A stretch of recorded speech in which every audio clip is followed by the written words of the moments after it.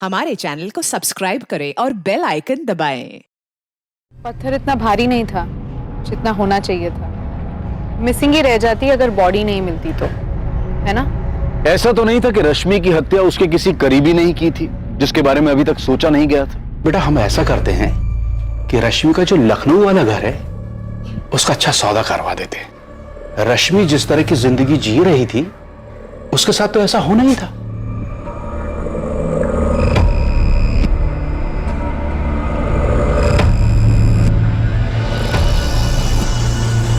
Phone पर बताने लायक बात होती तो आपको पुलिस स्टेशन नहीं बुलाते प्रद्युमन जी। वैसे आपको पुलिस स्टेशन बुलाकर पूछताछ करने के लिए हमारे पास डीजीपी साहब के ऑर्डर है। देखिए हम उस लड़की को जानते जरूर थे लेकिन उसके मर्डर में सवाल हम करेंगे प्रद्युमन जी, आपको सिर्फ जवाब देना है।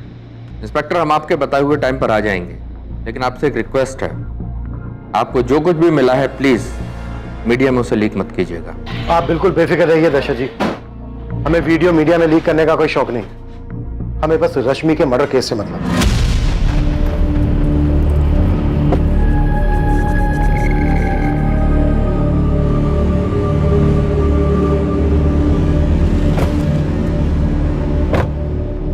जो हम दोनों के हाथ नहीं लगा वो पुलिस के हाथ लग चुका है प्रद्युमन जी।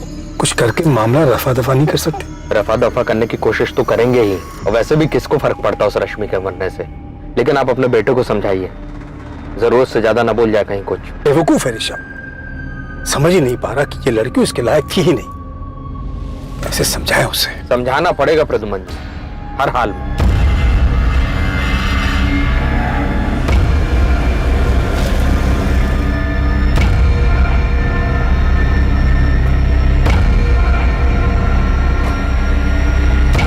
परितोष मिश्रा, आपने रश्मि पांडे मर्डर के बारे में तो सुन ही लिया होगा। 3 साल पहले का किस्सा खुद निकाला होगा आपने। अब आप हम तक पहुंचे हमसे ये पूछने के लिए कि क्या हमने रश्मि पांडे को मारा है या नहीं, राइट? तो बताइए, मारा है आपने रश्मि को? उसने खुद ही ने अपने मौत की दावत दी होगी। मौत के कुएं में खतरनाक खेल खेलने की फितरत थी उसकी। कैसे बताएंगे आप? ये हम कैसे बता सकते हैं? तो फिर तुम्हें कैसे पता चला कि रश्मि काला जादू करती थी? यूं ही हवा से खबर निकाला तुमने? दिखता था मैडम, वो कैसे क्लाइंट से डील करती थी, सब कुछ साफ साफ दिखता था। और क्लाइंट से इन्वेस्टमेंट हासिल करने के लिए क्या क्या तिगड़म लगाती थी। विकास, तुम्हारे चाचा कुछ न कुछ तिकड़म लगा के तुम्हें और तुम्हारी माँ को चूना लगाएंगे। तुम अपने चाचा को जानते हो, वो इतने सीधे आदमी तो है नहीं जिसने तुम्हारी माँ या रश्मि दीदी के लिए कभी कुछ सोचा हो। तो हम क्या करें सोनू? तुम अपने चाचा को कह दो कि वो तुम लोगों की जिंदगी में दखल ना दे। तुम उनसे कह दो कि अब सब कुछ तुम ही संभाल लोगे। तुम पर हुक्म चलाने के लिए अब रश्मि दीदी तो है नहीं, तो अब तुम्हें हर चीज का उपाय खुद ही ढूंढना होगा। 29 वर्षीय रश्मि पांडे जिसकी हत्या कर दी गई थी, एक बहुत ही साधारण परिवार की लड़की थी। वो इतने सारे लोगों के साथ इतनी सारी चीजों में कैसे उलझ गई थी? हर किसी के साथ उसकी एक अनसुलझी कहानी थी। हर किसी को उससे ईर्ष्या थी। कौन था इनमें से जो उसकी वजह से इतनी तकलीफ में था कि उसने गुस्से में आकर रश्मि पांडे को मारने का मन बना लिया?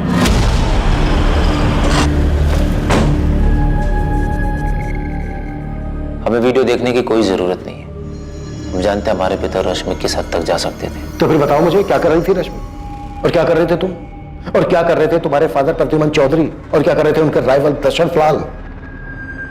रश्मि को समझने में हमसे भूल हो गई। बाकी लोगों की तरह उसने हमारा भी इस्तेमाल किया।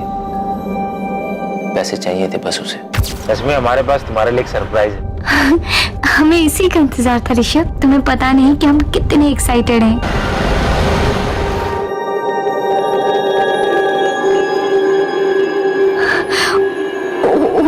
गॉड ऋषभ, ऋषभ ये तो डायमंड है। डायमंड ही है, सिर्फ तुम्हारे लिए।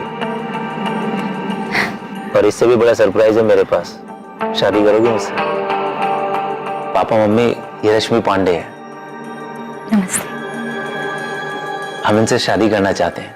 तुम करते क्या हो रश्मि? हम एक इन्वेस्टमेंट कंसल्टेंसी एजेंसी में काम करते हैं सर, और हम वहाँ के सेल्स मैनेजर हैं। और सबसे ज्यादा सक्सेसफुल भी। और तुम्हारे माता पिता क्या करते हैं? तुम रश्मि से शादी करना चाहते थे, लेकिन ये बात हमें ना तो रश्मि की माँ ने बताई, ना ही उसके चाचा ने, और ना ही उसकी फ्रेंड सुप्रिया ने। कोई आपको क्यों बताता? रश्मि ने तो अपनी माँ को खुद बताया था कि उसने हमारा इस्तेमाल हमारे पिता तक पहुंचने के लिए किया है। लेकिन किस लिए पहुंचना चाहती थी वो तुम्हारे पिता तक? क्या लेना देना था उसका उनके साथ? वही जो पारितोष मिश्रा के साथ लेना देना था। खुशहाल परिवार था हमारा, बीवी थी, बच्ची, सब कुछ अच्छा चल रहा था। हमसे ही गलती हो गई। परितोष, आज के बाद जी और हमसे मिलने की कोशिश भी मत करना, तुम समझे? गीता प्लीज प्लीज मेरी बात सुनो, ऐसे छोड़ के हमारी जिंदगी से दूर रहो परितोष। हमने डिवोर्स के लिए केस फाइल कर दिया है, अब तो बस एलिमोनी देने के लिए तैयार रहना। अब तुमसे हमारा कोई लेना देना नहीं है। अरे जिया बेटा, गीता गीता प्लीज हमारी बात सुनो। गीता सर, गीता, इस लड़की रश्मि के चक्कर में पड़ने का अंजाम हम आज तक भुगत रहे। क्या कुछ नहीं दिया हमने रश्मि को? जाहिर है आप दो जिंदगियां एक साथ जो जी रहे थे। बिल्कुल सही कहा सर आपने, हम दो जिंदगियां एक साथ जी रहे थे, लेकिन हमें नहीं पता था कि रश्मि के भी दो रूप थे। जब हम उसे पहली बार मिले थे, वो एक छोटी सी एजेंसी में एक इन्वेस्टमेंट कंसल्टेंट थी। उसके काम करने के जज्बे को देखकर हमने उन क्लाइंट्स को दिलवाने में उसकी मदद की जिनको हम अपने काम की वजह से जानते थे। हम उसके चुंगल में सिर्फ इसलिए नहीं फंसे क्योंकि हम उससे आकर्षित हुए, बल्कि उसने भी खुलकर अपने एहसास का इजहार किया।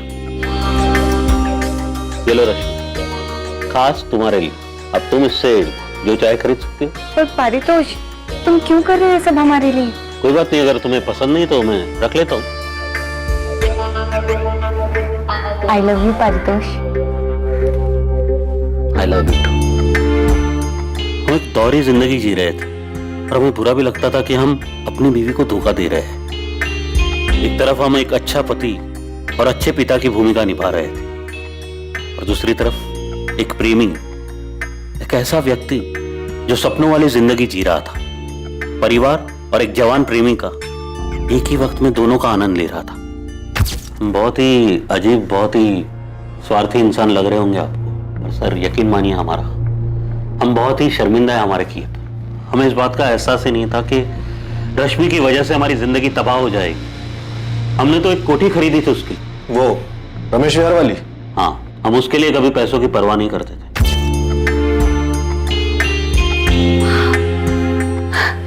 ये घर हमारे लिए?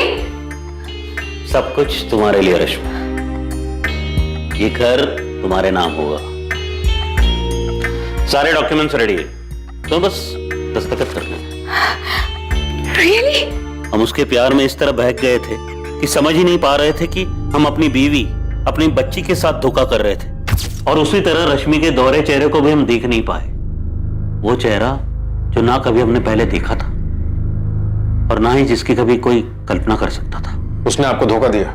सिर्फ धोखा, बड़ा ही गंदा खेल खेला उसने हमारे साथ। रश्मि, हमने तुम्हें एक सिंपल सा सवाल पूछा है कि पूरा हफ्ता तुम कहां थे? हम तुम्हारी बीवी हैं, हमने तुमसे शादी की है।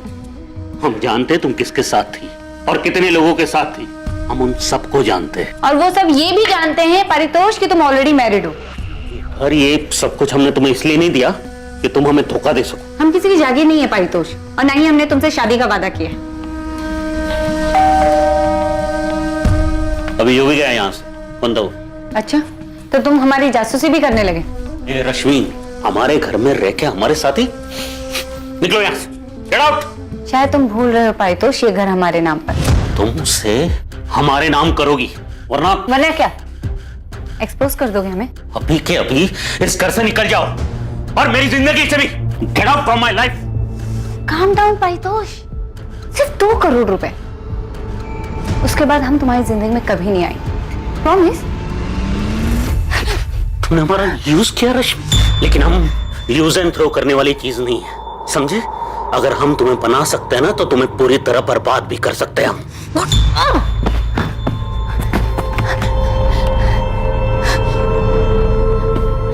अब मारो, हम मारो परितोष, मारो ना।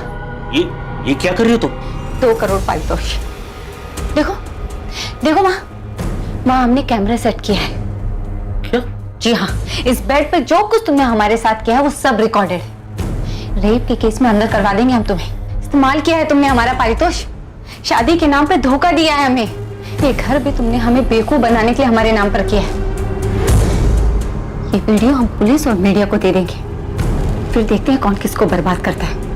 2 करोड़ परितोष, 2 करोड़, वरना हम ये वीडियो वायरल कर देंगे। तुम्हें पता भी नहीं परितोष कि जो हम चाहते हैं उसे पाने के लिए क्या क्या कर सकते हैं। हाँ, रश्मि सब कुछ रिकॉर्ड करती थी, सब कुछ पहले से प्लान किया हुआ था उसने। बहुत ही शातिर लड़की थी। तो आप कौन से संत हो? नहीं सर, हम संत नहीं, बहुत बड़े चंट है, लेकिन इस बात की उसे खबर नहीं थी कि हम क्या क्या कर सकते थे। इससे पहले कि वो ब्लैकमेल करके 2 करोड़ मुझसे मांगती, मैंने उसकी सारी बातें अपने मोबाइल में रिकॉर्ड कर रखी। वो हमें मात दे इससे पहले हमने उसे मात दे। रश्मि, तुम हमें इस तरह ब्लैकमेल नहीं कर सकती। अगर तुम चाहते हो कि हम तुम्हें ब्लैकमेल ना करें तो परितोष 2 करोड़ दे दो। तुम्हारे पास कल तक का टाइम है। अगर कल तक 2 करोड़ नहीं दिए तो हम तुम्हारे खिलाफ रेप केस कर देंगे और मीडिया को फुटेज दे देंगे। ये सरासर ब्लैकमेल है रश्मि। ये तो तुमको करना ही पड़ेगा। तुम हमें 2 करोड़ दो और हम दोबारा तुम्हारी जिंदगी में कभी नहीं आए। किस आधार पर आपने हमें गिरफ्तार किया सर?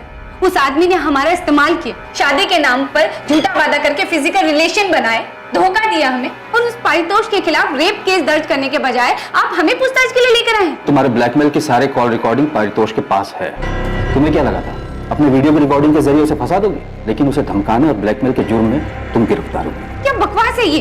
गलत किया उसने हमारे साथ। हम परितोष के खिलाफ रेप का केस फाइल करेंगे। सर कहाँ जा रहे हो? सर सुनिए तो।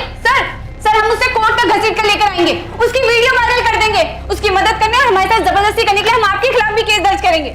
रश्मि ने जो किया हमारे साथ, उससे हमारी जिंदगी, हमारा परिवार, सब कुछ तबाह हो गया। 7 अक्टूबर की रात को आप कहाँ थे?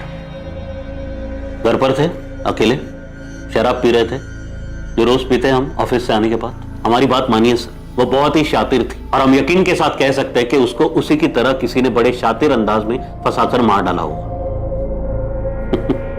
बहुत ही चालाक समझती थी खुद को, ओवर कॉन्फिडेंट।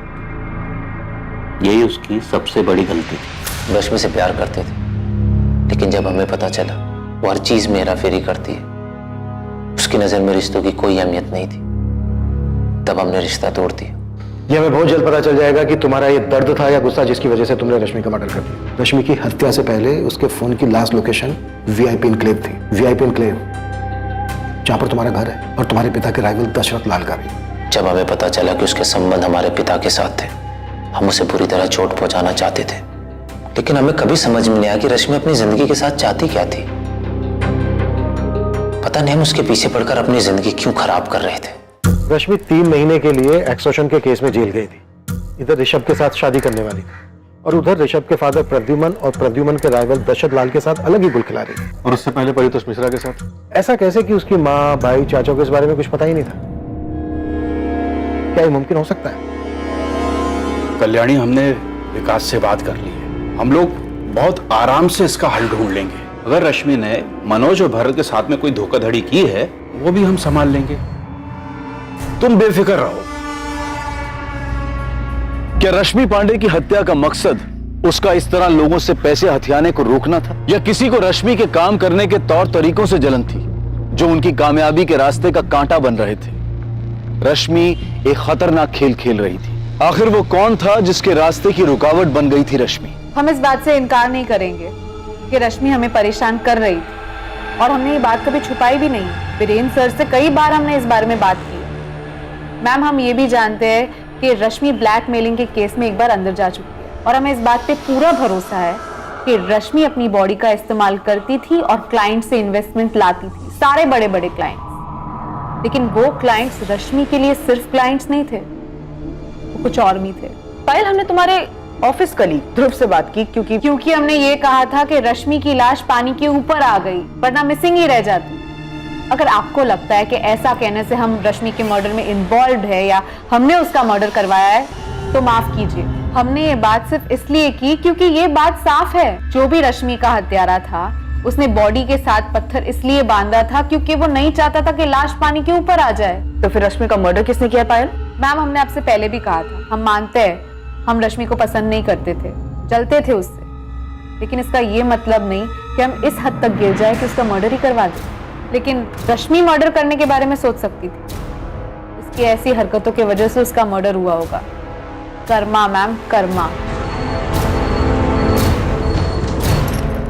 जावेद, कुछ हाथ लगा? एक बाबा है, अपने आप को काली बाबा बोलता है। उसके पास जाती थी क्या रश्मि पांडे? हाँ, मैंने ज्यादा पूछताछ की नहीं क्योंकि उसको भनक लग जाती तो वो भाग जाता। कहाँ मिलेगा ये काली बाबा गोविंद? स्टेशन के पास वाले मार्केट एरिया मैडम, वहीं बैठा है। एड्रेस भेज रहा हूँ, अभी भी वहीं मिलेगा ये बाबा। जो बात थी हम साफ साफ बता रहे हैं। हाँ, हमारे और रश्मि के बीच में शारीरिक संबंध थे, जिसको रिकॉर्ड करके वो आपको ब्लैकमेल करने लगी। कौन सा ब्लैकमेल? ब्लैकमेल उसे किया जाता है जो कुछ देने से इनकार करता है इंस्पेक्टर। वैसे हमको पहले से पता था कि वो लड़की रिकॉर्डिंग करती है। तो आपको लॉकर के बारे में भी पता होगा? नहीं, हमको किसी लॉकर के बारे में कुछ पता नहीं था, लेकिन उस लड़की ने पारितोष मिश्रा के साथ जो किया वो भी हमको पता था। अब आप खुद सोचिए कि इतना सब जानने के बाद भी बिना बैकग्राउंड चेक किए हम उसके पास जाते। बैकग्राउंड चेक करने के बाद भी आपने उसको अपने साथ बेडरूम में वीडियो बनाने दिया? प्रद्युमन जी, चुपचाप आप रश्मि पांडे को पैसे देते रहे और बदले में आपने उससे वीडियो रिकॉर्डिंग की मांग नहीं की। मांग इसलिए नहीं की क्योंकि हम जानते थे कि वो इसका हमारे खिलाफ इस्तेमाल नहीं करेगी। क्यों? उसने ऐसी गारंटी दी थी आपको? देखिए क्या है, उसे जो पैसे चाहिए होते थे हम उसे दे देते थे, इसलिए हम जानते थे कि वो बस वीडियो रिकॉर्डिंग करके रखती थी, उसका इस्तेमाल नहीं करती थी। देखिए, हम एक बात साफ साफ बता देते हैं, हाँ, रश्मि को पैसा देने का सिलसिला ब्लैकमेलिंग के बाद ही शुरू हुआ था, जब आपको पता ही नहीं था कि वो वीडियो रिकॉर्ड करके। हाँ, पता नहीं था कि उसने रिकॉर्डिंग की थी। अच्छा, तो इस रिकॉर्डिंग के जरिए तुम हमें ब्लैकमेल करना चाहती हो? नहीं। तो रिकॉर्डिंग क्यों करी और किसके कहने पर करी? खुद की मर्जी से। इरादा क्या है तुम्हारा? जो कुछ हमें चाहिए उसको पाना चाहते हैं दशरथ जी। क्या पाना चाहती हो?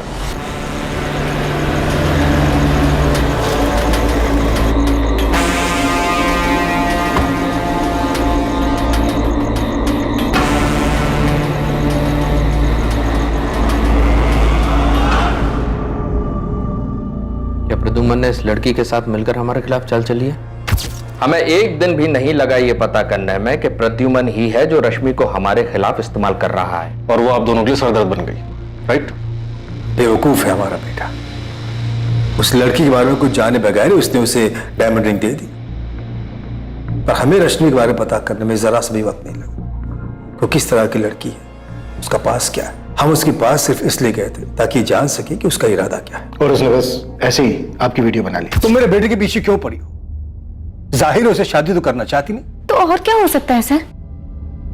क्या ऋषभ को पता है कि तुम एक्सटॉर्शन के केस में कई महीने जेल में बिता चुके हो?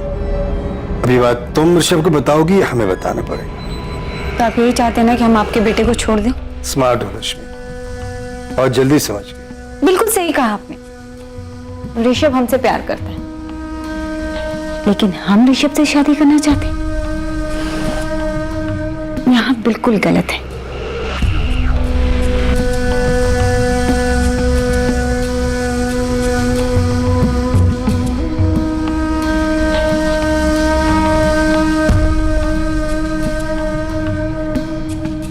हम उसके पास सिर्फ अपने बेटे को छुटकारा दिलाने गए थे, लेकिन हुआ ये कि आप उसके जाल में फंस गए। उसने आपकी वीडियो बना ली और आपको ब्लैकमेल करने लगी। दशरथ जी को लगा कि हमारी आपसी रंजिश के चलते इनका वीडियो हमने बनवाया है, लेकिन रश्मि तो हमसे भी पैसे लिया करती थी। ऐसे वीडियोस बनाकर पैसे लेती थी, ये कहना बिल्कुल गलत है, क्योंकि पैसे तो हम उसको वैसे भी देते थे और अच्छे खासे देते थे। भाई देखिए, हम भी उसके पास सिर्फ आनंद के लिए ही जाते थे, और जो कुछ वो मांगती थी वो दे दिया करते। और जैसे उसने वादा किया था, उसने खुद ही हमारे बेटे के साथ ब्रेकअप भी कर लिया। वो आप दोनों के वीडियोस बस ऐसे बना रही थी? अब उसने क्यों बनाया, क्या करने वाली थी, ये तो उसने नहीं बताया। हमारे ख्याल से ये उसका बैकअप प्लान था। देखिए, उसे एक अच्छी जिंदगी जीने का शौक था। महंगी गाड़ी, महंगे कपड़े, बहुत सारे पैसे, ज्वेलरी। उसे अपना एक लाइफस्टाइल मेंटेन करना होता था। उसे लगा होगा कि अगर हमने पैसे देने बंद कर दिए तब क्या होगा, तब ये वीडियोस ब्लैकमेल करने के काम आएंगे। बिल्कुल यही बात है और एकदम साफ है। देखिए, वो खूबसूरत तो थी ही, लेकिन इसके अलावा एक खासियत और थी उसमें, वो अपनी ओर लोगों को आकर्षित करना बहुत अच्छे से जानती थी। आप लोगों के बयान में बहुत तालमेल नहीं है। ऐसा इसलिए लग रहा है कि आप लोगों को रश्मि के मर्डर का शक हम पर है, लेकिन हम दोनों के पास उसके मर्डर की कोई वजह ही नहीं है। ठीक है, थैंक यू। इंस्पेक्टर, एक और बात बता दूं आपको, इससे पहले कि आप खुद पता लगाए या गुस्से में आकर हमारा बेटा आपको ये पता है। 7 अक्टूबर को हम रश्मि के घर गए थे। कब? रात में। हम अक्सर उसके पास रात ही में जाया करते थे। तुमने मनोज पाठक को धोखा क्यों दिया? बस ऐसे। क्या इरादा क्या है तुम्हारा रश्मि? क्या मिलता है तुम? आपको क्या मिलता है यहाँ आकर? हम तो यहाँ मजे के लिए आते हैं, लेकिन तुम्हें कौन सा मजा मिलता है लोगों को इस तरह धोखा देकर, वो भी तब जबकि तुम्हें इतना कुछ मिल रहा है हमसे, दशरथ लाल से और भगवान जाने और कितने लोगों से। इतने पावरफुल होने के बाद भी पावरफुल बनने की चाह से आपको क्या मिलता है? यही राजनीति है। यहाँ एक बार जो सत्ता का स्वाद चख लेता है, उसकी सत्ता की भूख और बढ़ जाती है। हम भी अपने आप को ऐसे ही पावरफुल समझते हैं। अब खुद को ही देखिए, आप कहते तो हैं हम मजे के लिए आते, लेकिन यहाँ आना बंद नहीं कर सकते। तुम्हें क्या लगता है रश्मि, हम तुम्हारे वीडियो के डर से यहाँ आते हैं? अब ये तो नहीं पता, लेकिन आते तो हैं यहाँ। रश्मि तुम बहुत स्मार्ट हो, लेकिन तुम जैसे लोगों से मैं डर नहीं लगता। तुम हमारे लिए बहुत छोटी सी तितली हो, लेकिन तुमने मनोज पाठक जैसे लोगों को चीट करना बंद नहीं किया। तुम बुरी तरह मात खाओगे, इसे करना छोड़ दो। तुम अपने लिए गड्ढा खोद रही हो, और तकरीबन रात 8 बजे हम उसके घर से निकल गए। उस रात की रश्मि की सारी मूवमेंट की इंफॉर्मेशन है हमारे पास। रात को 8:30 बजे तक रश्मि अपने घर पर ही थी, और 9:05 पर उसके फोन की लोकेशन थी VIP एन्क्लेव, और 9:15 पर उसका फोन VIP एन्क्लेव में स्विच ऑफ हो गया। लेकिन उसको हमने कभी अपने घर बुलाया ही नहीं। ना ही कभी हमने अपने घर बुलाया। आप तो हमारे बेटे के बारे में जानते ही। उस रात रश्मि को किसी ने फोन नहीं किया, और न ही रश्मि ने किसी को किया, पर उस रात रश्मि घर से बाहर निकली थी। और प्रद्युमन जी, आप अब बता रहे हैं कि उस रात आप रश्मि से मिले थे? ये सच है, इसलिए बता दिया। प्रद्युमन जी, आप उस लड़के से मिलने गए थे, ये बात आप खुद बताकर अपनी जान छुड़ा रहे हैं। भाई देखिए क्या है, ऋषभ हम पे नजर रख रहा था, उसने हमें देखा था वहां, तो फिर इस बात को छुपाने का कोई मतलब ही नहीं था। प्रद्युमन जी, आपका बेटा उस लड़की के इश्क में था, उसकी आपसे नाराजगी की वजह से कहीं ऐसा तो नहीं कि आपके वहां से निकल जाने के बाद रश्मि को लेकर निकला और जानबूझकर हमारे घरों की लोकेशन की तरफ गया ताकि हम दोनों को फंसा सके? हो सकता है ऐसा। हमारे पापा तुम्हारे घर क्या कर रहे थे? पारितोष मिश्रा वाली बात तुमने हमें क्यों नहीं बताई? तो आपने हमें ये भी बताया कि तुम हमसे शादी नहीं करना चाहती हो। नहीं करना चाहते हम तुमसे शादी ऋषभ, और अगर जानना चाहते हो तो सुनो, तुम्हारे पापा का फिजिकल रिलेशन है हमारे साथ। तो रश्मि की last phone location VIP enclave में दिखा के या तो कोई प्रद्युमन और दशरथ इन दोनों पॉलिटिशियंस को फंसाने की कोशिश कर रहे हैं, या फिर ये दोनों को स्टोरी बना रहे हैं। ये भी पॉसिबल है कि ऋषभ रश्मि से अपना बदला और अपने पिता पर गुस्सा दोनों एक साथ निकाल रहा हो। I mean, एक तीर से दो निशाने। पर मुझे लग रहा है कि हमें रश्मि के परिवार वालों से एक बार पूछताछ करनी चाहिए। उसके साथ लखनऊ में इतना कुछ हो गया और उन लोगों को कुछ पता ही नहीं।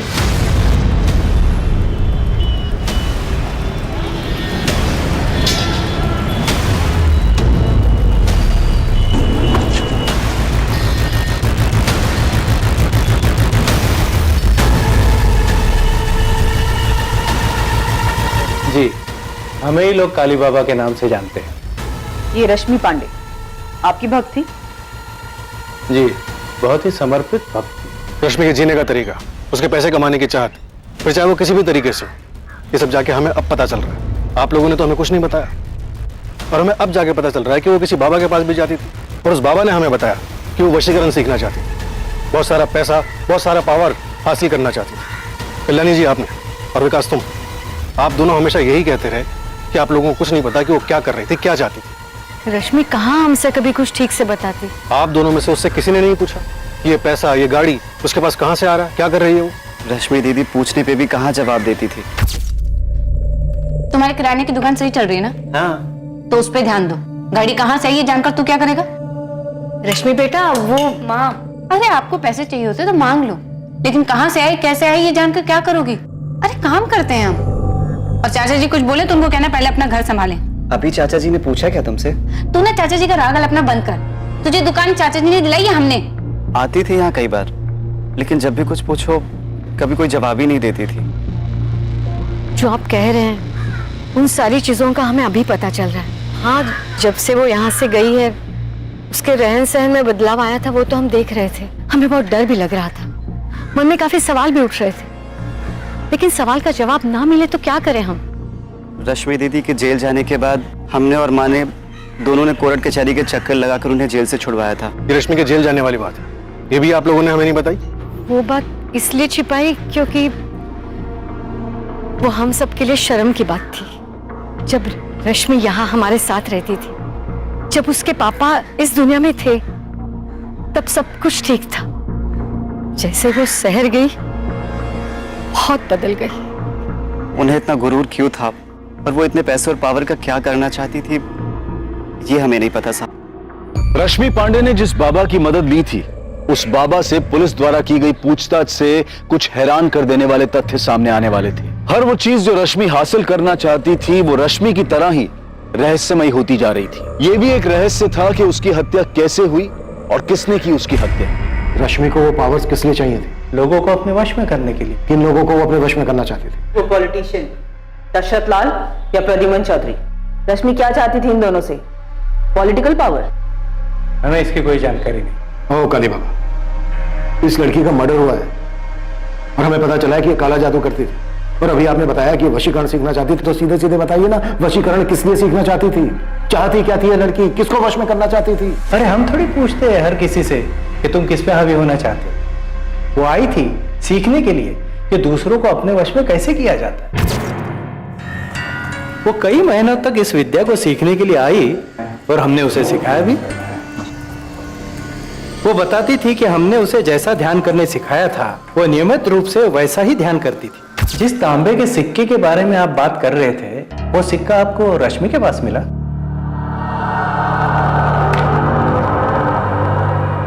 ये वो सिक्का? ये यही है। हमने ही दिया था उसे, और ये विद्या सिखाने की हमने गुरु दक्षिणा भी ली थी। कितने पैसे लिए थे? 3 लाख। तो लोगों को अपने वश में करने के लिए, वशीकरण के इस ढोंग को सीखने के लिए रश्मि ने आपको 3 लाख रुपए दिए। इसे ढोंग मत कहिए। आपकी नजर में ढोंग होगा, पर शक्तियां होती है। अब आप खुद ही देख लीजिए, रश्मि के कत्ल की आप छानबीन कर रहे हैं, लेकिन किसी नतीजे पर नहीं पहुंचे आप। आपको ऐसा नहीं लगता कि कोई व्यक्ति अपनी शक्तियों द्वारा आपको गोल गोल घुमा रहा है? ओ बाबा, बस। और ये मेंढक भी इसी नौटंकी का सामान था? आप गलत कह रहे हैं। बाबा, मैं जितना पूछ रहा हूं ना, सिर्फ उतना जवाब दो। ये मेरा नहीं है, ये चाइनीज माल है। चाइनीज बाबा? चाइनीज बाबा नहीं, चाइनीज माल। तो मेंढक आया कहां से उसके पास? हमें क्या पता, उसने हमसे ही थोड़ी संपर्क किया होगा, और भी बाबाओं से संपर्क किया होगा। उसे किसी भी परिस्थिति में वशीकरण सीखना था। पर सीखनी किस लिए थी? हमें नहीं पता साहब। हमने उसे वशीकरण की कुछ विद्या सिखाई थी। वो किस पे उसका प्रयोग करना चाहती थी, वो किसे अपने वश में करना चाहती थी, वो किस पे हावी होना चाहती थी, हमें नहीं पता। सुप्रिया, तुम रश्मि की इकलौती दोस्त थी जो हमेशा उसके साथ थी। अब ये तुम बिल्कुल मत कहना कि तुम्हें इस बात का नहीं पता कि रश्मि किसके साथ क्या गुल खिला रही थी जिसने उसका मर्डर कर दिया। 3 साल पहले का परितोष मिश्रा या रश्मि का एक्स बॉयफ्रेंड ऋषभ चौधरी, या ऋषभ चौधरी का फादर प्रद्युमन चौधरी या दशरथ लाल, या रश्मि की ऑफिस कलीग पायल त्यागी, किसने मर्डर किया है? किसने? इनमें से कौन है सुप्रिया जिसने मारा रश्मि को और उसके बाद उसकी लाश को संपत नहर में ले जाकर फेंक दिया? हमें नहीं पता सर। रश्मि ने हमें कभी नहीं बताया कि वो किसके साथ जाती थी। ऋषभ के अलावा कोई और भी है जिसके साथ वो जा सकती थी? देखो सुप्रिया, तुम पहले दिन से हमसे कुछ ना कुछ छुपा रही। तुमने पहले भी हमें ऋषभ के बारे में नहीं बताया। किसका डर है तुम्हें? बोलो। क्या ऋषभ अपने फादर को फंसाने के लिए ऐसा कर सकता है? क्योंकि रश्मि के फोन की लास्ट लोकेशन वीआईपी एन्क्लेव है। वीआईपी एन्क्लेव क्या ऋषभ का घर है? सर, ऋषभ रश्मि का मर्डर नहीं कर सकता, इतना तो मैं जानती हूँ। सर, वो उससे बहुत प्यार करता था। हाँ, वो रश्मि से दुखी था क्योंकि उसने उसे धोखा दिया था, लेकिन सर वो इस बात से भी दुखी था कि उसके पापा ने। सर, ऋषभ रश्मि का मर्डर नहीं कर सकता। तो फिर किसने मारा है रश्मि को?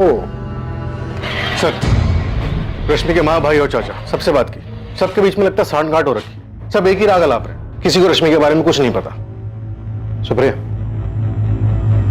रश्मि अपने परिवार वालों का जिक्र करती थी तुमसे?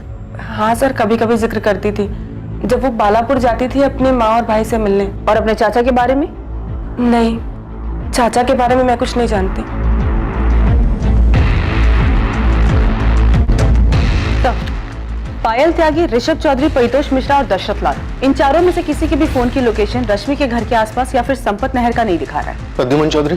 प्रद्युमन चौधरी के फोन की लोकेशन तो रश्मि के घर का ही दिखा रहा है, पर उसने तो खुद ही बोला था कि उस रात वो रश्मि के घर पे ही था। कहीं इस प्रद्युमन ने तो रश्मि को नहीं मारा और हमें घुमा रहा है। तो कैमरा रिकॉर्डर घर से गायब है। इसके पीछे प्रद्युमन चौधरी ही लग रहा है।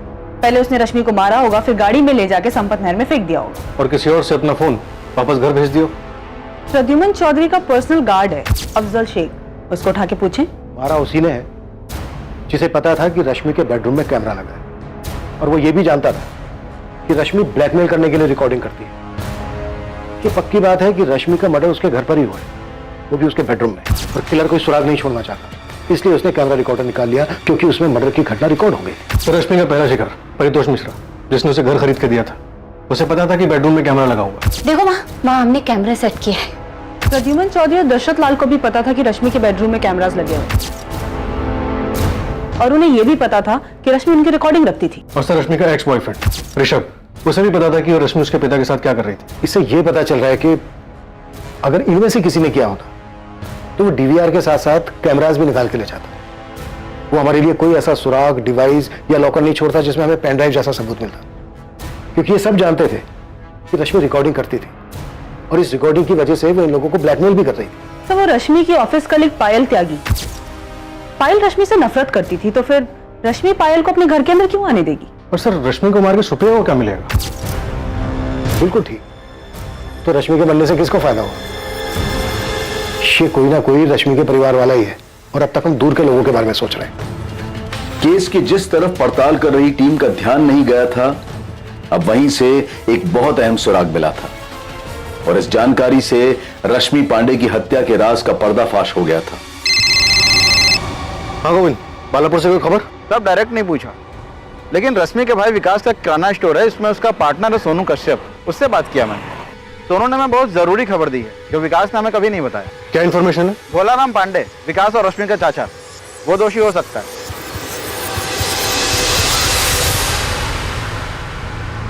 हमें यहाँ इस तरह से लेकर क्यों आए हैं? बैठो भोलाराम, बैठो। नहीं, पहले आप बताइए कि बात क्या है। आपके लोग ऐसे ही आए और उठाकर यहाँ ले आए? भोलाराम, आपने विकास से कहा था कि आप रश्मि के पैसे और उसकी लखनऊ वाली कोठी का अच्छा सौदा करवाकर सब कुछ सेटल कर दो। बड़े आराम से वहां विकास को अपना लपेटे में ले रहे थे तुम। लपेटे में? क्या कह रहे हैं आप? वो मेरा भतीजा है, थोड़ा भोला है, इसीलिए मैंने कहा था। भोला है तो फिर आपके नीचे दबा हुआ है। विकास, जब तेरे चाचा ने तुझसे ये सब कहा तो तूने आके हमें क्यों नहीं बताया? मैडम जी, हमें नहीं लगता कि चाचा जी कुछ गलत कर सकते हैं। तेरे दोस्त सोनू कश्यप ने हमसे साफ कहा कि तू ना समझे, तेरे चाचा सब हड़प लेंगे, रश्मि के रहते हुए ऐसा नहीं कर सकते, इसीलिए उन्होंने रश्मि को रास्ते से हटा। नहीं, चाचा जी ऐसा नहीं कर सकते। और अगर किया है विकास और ये बात तुझे पता है तो तू अपनी बहन के हत्यारे को बचा रहा है। विकास, ये बात जानता है ना तू? क्या है रश्मि की मनमर्जी थी जिसने आपको ये काम करने के लिए उकसाया? क्या फिर अपने बेटे दीपेश के थप्पड़ का अपमान बर्दाश्त नहीं कर पाए और मरवा दिया रश्मि को? दीपेश को थप्पड़? हाँ, थप्पड़। विकास ने हमें बताया कि रश्मि ने दीपेश को थप्पड़ मारा था और इस बात का गुस्सा आपको भी था और दीपेश को भी। हमारी बात कुछ भी बोले वो अलग बात है चाचा जी, लेकिन आप किस हक से हमारे घर के मामलों में दखल दे रहे हैं? रश्मि, अपने चाचा जी से ऐसी बातें मत करो। सब तुम्हारा ही किया धरा है कल्याणी। आज हमारे भाई सब जिंदा होते तो इसकी हिम्मत नहीं होती ऐसी बात करने की, और इन्हीं हरकतों की वजह से हमें उल्टा सुल्टा सुनना पड़ता है। क्या बातें सुननी पड़ती है दीपेश? सुनो रश्मि, अब तुम यही गांव में रहोगी, कोई जरूरत नहीं है लखनऊ जाकर कोई काम करने की। इसके लक्षण तो देखो, कैसे कैसे कपड़े। तो आप अपनी आंखें बंद कर लीजिए ना चाचा जी, हमें क्या करना चाहिए क्या नहीं करना चाहिए उसके लिए हमें आपकी परमिशन नहीं चाहिए। ऐसे कपड़े पहनती हो, गांव के लोग तुम्हारे चरित्र पर सवाल उठाते हैं, जानती हो तुम? रश्मि, जब कोई हमारे बारे में ऐसी बातें कहे ना तो ऐसा थप्पड़ मारना चाहिए दीपेश, ना कि चुपचाप सुनना चाहिए। अब तुम और चाचा जी निकलो यहाँ से, क्या करना है वो हम खुद देख लेंगे। ये आंखें ना किसी और को दिखाना दीपेश, मुझे नहीं। आप कहना क्या चाह रहे हैं? 3 साल पहले जो तू मैं हुई थी उसके बदले अब हमें जाकर ये सब? दीपेश, तेरे मुंह से सुनना चाहता हूं सब कुछ। अपना फोन गांव में छोड़कर लखनऊ गया था ना तो 7 अक्टूबर को? अकेले गया था या फिर किसी के साथ गया था? साहब, हमें चीड़ थी रश्मि दीदी से, तो हम उसको मिलने क्यों जाएंगे? तो वो भी 3 साल बाद एक थप्पड़ का बदला लेने के लिए। थप्पड़ की ठेस दीपेश को ही नहीं, हमें भी लगी थी, विकास को भी लगी, कल्याणी को भी लगी, हम सबको लगी थी। हम सब रश्मि के व्यवहार से और उसके पहनावे से परेशान थे। तो सबने साथ में मिलकर मारा रश्मि को।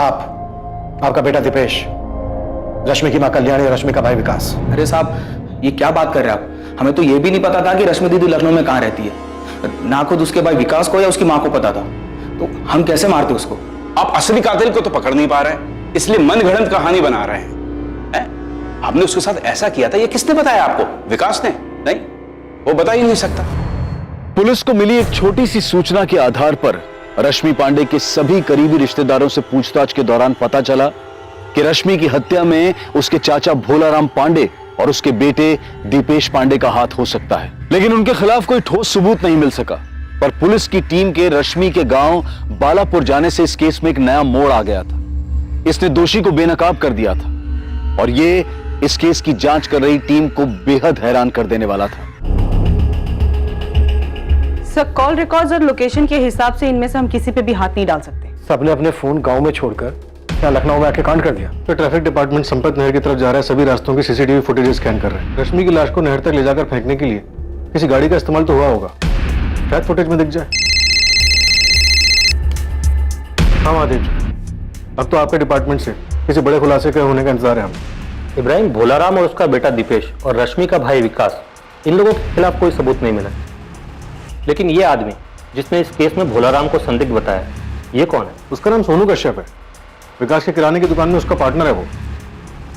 एक बार उसे ट्रैक करो, शायद कुछ मिल जाए। हाँ, ये दिखा है इस फुटेज में। 7 अक्टूबर की रात को एक रोड पर जहाँ सीसीटीवी लगा, एक टैक्सी में है, खुद चला रहा है, लेकिन ये संपत नहर वाली रोड नहीं बल्कि लखनऊ की एक रोड।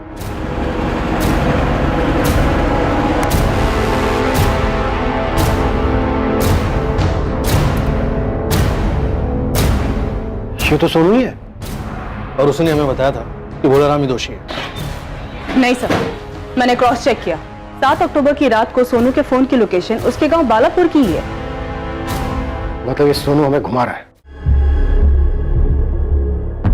ये क्या गेम खेल रहा है तो सोनू? लखनऊ में 7 अक्टूबर को तो दिखा है तू, और तो सब कुछ भोलाराम पांडे और उसके बेटे दीपेश पर डाल रहा है। देख बेटा, जब पड़ेगी ना तो बर्दाश्त नहीं कर पाएगा। तो तेरी शक्ल बता रही है कि एक ही थप्पड़ काफी होगा तेरे लिए।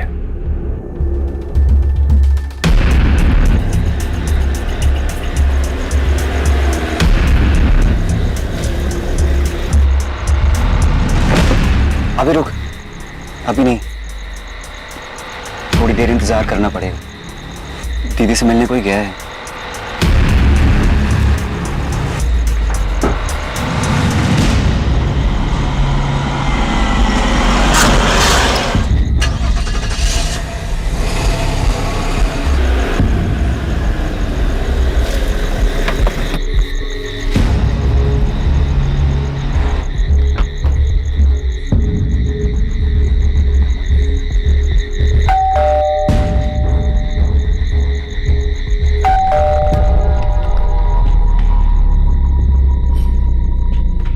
विकास, तू यहाँ? वो कुछ काम था दीदी। कैसा काम? वो कुछ पैसे चाहिए थे।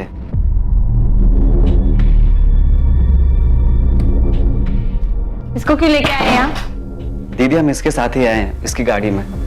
एक बात बता, आज जब दोपहर में हम बालापुर आए थे तो माँ ने तो ऐसा कुछ नहीं कहा कि उन्हें पैसे चाहिए। दीदी वो हमको चाहिए दुकान के लिए। तुमसे अगर दुकान संभाली नहीं जाती तो उसको बंद करके घर में बैठ जाना, कदे नुकसान कम ही होगा। सुन, 5,000 नहीं दे सकती। ये ले, 2,000 रख ले, इतने ही बहुत है। तू जो चाहे वो करेगी, बिना बताए घर बेचेगी, दूसरों को ठग के पैसे लूटेगी, और हमें 5,000 रुपए चाहिए तो सिर्फ 2,000 रुपए देगी। पैसे रखने तो रख, वरना निकल यहाँ से। वैसे तेरी औकात इतने की भी नहीं, फिर भी दे रहे हैं ना। चल निकलते हैं यहाँ से। तू वो कैमरा रिकॉर्डर निकाले, जल्दी देख यही कहीं होगा। वो लोगों को ब्लैकमेल करके ठगने के लिए लगा के रखती है। हमें पता था कि लखनऊ के रास्ते पर सीसीटीवी हो सकते हैं, इसीलिए विकास पीछे वाली सीट पर छुप गया।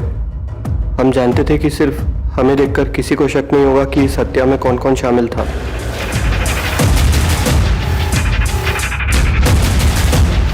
हमें लगा था पत्थर के वजन की वजह से रश्मि की बॉडी कभी पानी के ऊपर नहीं आएगी। भोलाराम भी शामिल था इस साजिश में? था या नहीं? नहीं, विकास ही अपनी बहन को मारना चाहता था। रश्मि पांडे के छोटे भाई विकास पांडे का नाम इस हत्याकांड में सामने आया था, लेकिन और भी चौंका देने वाली सच्चाई सामने आने वाली थी। हाँ, हमें पता था कि विकास ने ही रश्मि की हत्या की थी। उसने हमें उसी रात बता दिया था जिस रात रश्मि की हत्या करने के बाद उसकी लाश को नहर में फेंक के आया था।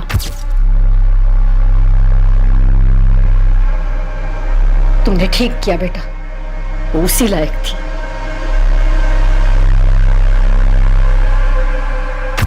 हमारे बेटे ने जिसकी हत्या की वो रश्मि अब वो थी ही नहीं